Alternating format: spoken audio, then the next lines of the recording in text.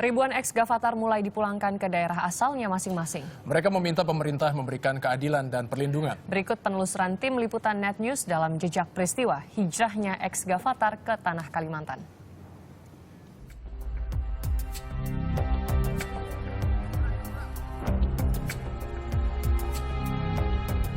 Gavatar menjadi sorotan pasca laporan hilangnya orang-orang yang terindikasi menjadi pengikut pada Desember 2015 lalu.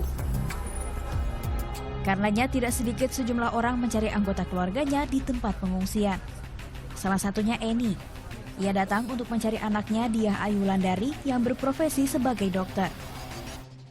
Saya berusaha mencari anak saya karena saya merasa anak saya ini dimanfaatkan Gavatar untuk dijadikan tim medis untuk mengobati semua orang-orang yang ada di sini semua, yang termasuk anggota Gavatar.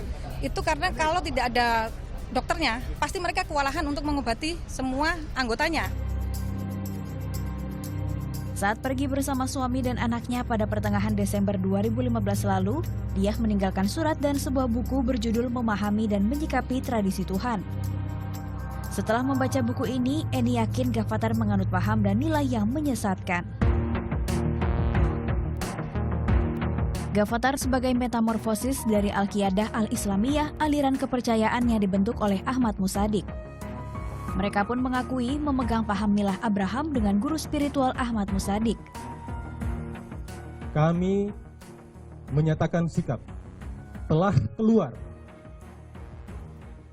keluar dari keyakinan dan paham keagamaan Islam mainstream Indonesia dan tetap berpegang teguh pada paham milah Abraham sebagai jalan kebenaran Tuhan seperti yang telah diikuti dan diajarkan oleh para nabi dan rasul Allah Subhanahu wa taala.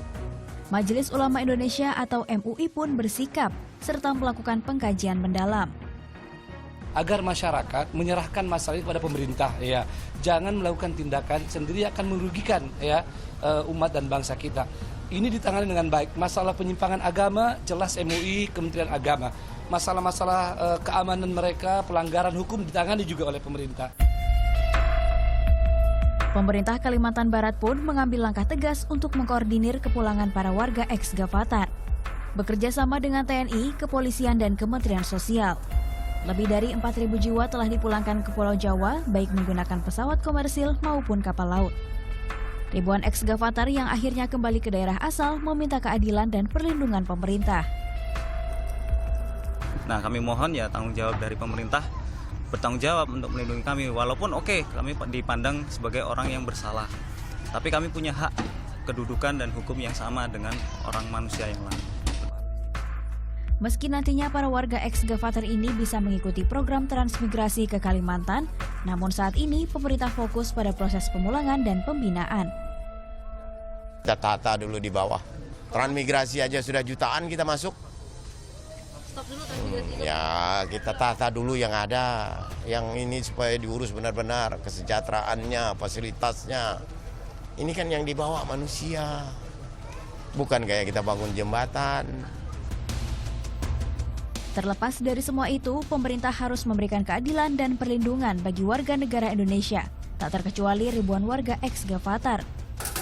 Karena setiap warga negara Indonesia memiliki kedudukan dan hak yang sama. Tim Liputan melaporkan untuk NET.